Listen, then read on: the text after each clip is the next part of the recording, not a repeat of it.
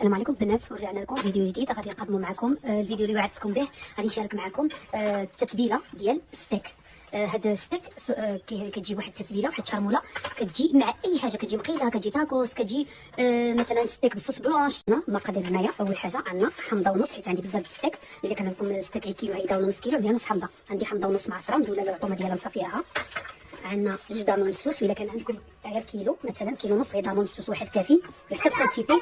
عندنا قزبر معدنوس، عندنا الثومه معجونه. اللي عندكم الثومه ماشي مخدومه هيدا عملوا، الا كان عندكم الكونتيتي هذا عملوا فصل الثوم مكمول. كانت عندكم معي كيلو عملوا 6 فصوصات الثوم حكوكين في الحكاكه رقيقه.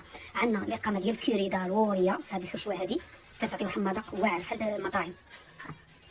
عندنا مرتاد، عندنا هاد الاقامه هذه انا كتعجبني، هي بهارات هنديه ولكن ما عندوش متوفره، ماشي مشكل على حسب.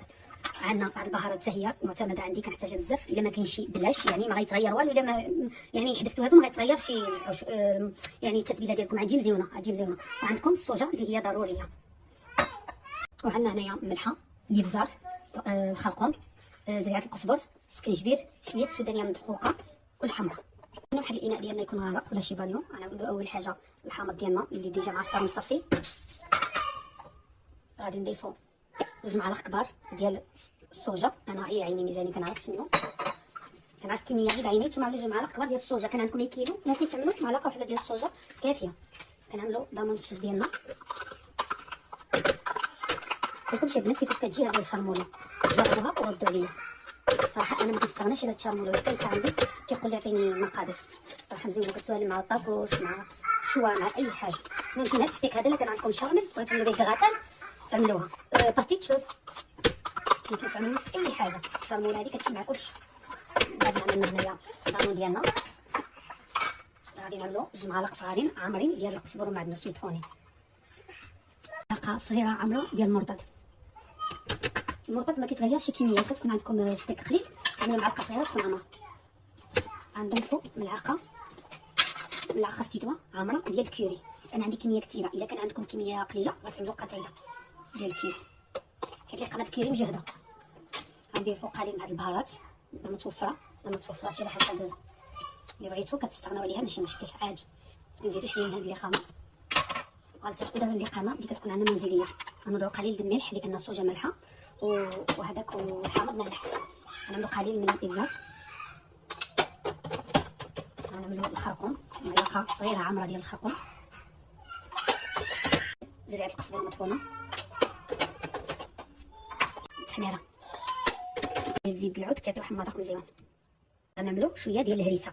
انا ما عنديش حاره بزاف، انا من هاد الكميه هذه اللي عنده حاره يعمل نص المعلقه، كتعطيها حماضه مزيان الصراحه. عندنا كلشي ديالنا غادي نحركوها.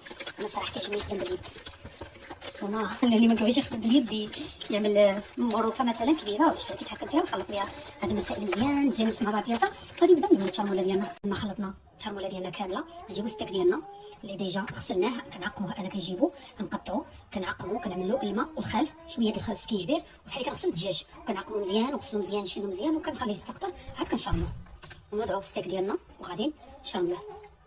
كتدمجوه مزيان بيدكم. الاحسن الانسان يستعمل يدو كيتحكم مزيان بها. وما نقولكمش يا بنات قسما بالله الا كنشرمل فيه واحد النسمه طالعه والله العظيم ما شهيتكم. جربوه وردوا عليا ما غاديش تندموا. شرملنا بروشيط ديالنا غنرجعوا للفيلي. احنا غنشرملوها بهاد الطريقه بيدنا، كنشرملوها وحده وحده باش كتدخل متشرمله مزيان. انت اللي كتشوف كيف كيجي ديالو. الشرموله ديالكم كتجي بنينه ما نقولكمش. نزيدو الستيك ديالنا وكنشرملوه كامل. من بعد البنات ما شرملنا لي باخوشيات ديالنا ها هما كتشوفوهم بهاد الطريقه كيفاش كيجيو. صراحه جربوها وما غاديش تندموا. هنا ستيك ديالنا شرملناه نفس الشرموله. هنا عندنا ستيك وهنا عندنا بروشيت. هذا هو الشكل النهائي ديالهم كيفاش كيجي.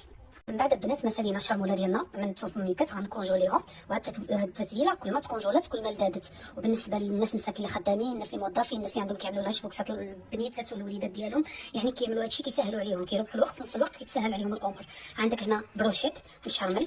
المهم انا فرقته بهذه الطريقه هذه في الميكات وكتخرج منهم الهواء كتكونجوليهم. عندنا هنا الفيلي حتى هو كتكونجولي هيدا طويل كطلقو في بلاستيكه من داخل. كتجبدو حتى هذا ممكن تزيد له غير صوص بلونش، تعمل الشامبينيون، تعمل في نفس الوقت الرز، وها واحد البلا ما نقولكش كيفاش كيجي. وعندنا هنايا الا بغيتي تكونجوليهم على شكل قطيبات، اللي كيبغي القطيبات هادو القطيبات ممكن تجبد غير الطوست ديالك، تفرش فيها كاغيط الزبده، دهنا واحد شويه بزويته غير ترشيشه، وتعملهم يتشواو فيها، وتغطي حتى كاغيط من فوق، يعني كاغيط من تحت وكاغيط من فوق، كتخشي هاد القطيبات بيناتهم. والله البنات اللي كيجيو مشويين وفتيين كيحمقوا. وبالنسبه للفيلي ولا الدجاج ولا اي حاجه دخلتوها كل ما طالت في الثلاجه وتشرموله دخلت فيها كتبنن وكترجع في نفس الوقت فتيله، ما كتبقاش معزفه. وهذا هو الشكل النهائي ديال الستيك ديالنا مشرمل وبالصحه والراحه. وما تبخلوش علينا بلايكات وبكومونتيرات ديالكم فضلا وليس امرا، وشكرا.